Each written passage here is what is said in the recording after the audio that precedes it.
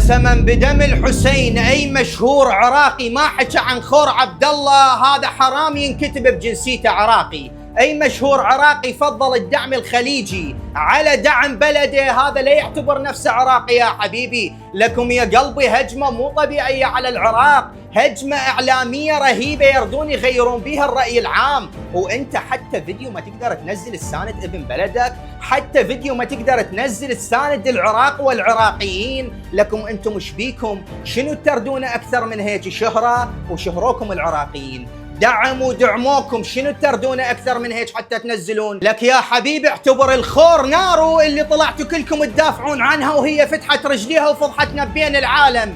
فيديو واحد ما مطلوب من عندكم شيء، وعلى صفحتك الرسميه بس اكتب خور عبد الله عراقي لو صعبه عليكم، لو الاسود بعد ما تنزل يا عيني غسل اللي غسلكم. اي والله وبالسلامه اغاتي.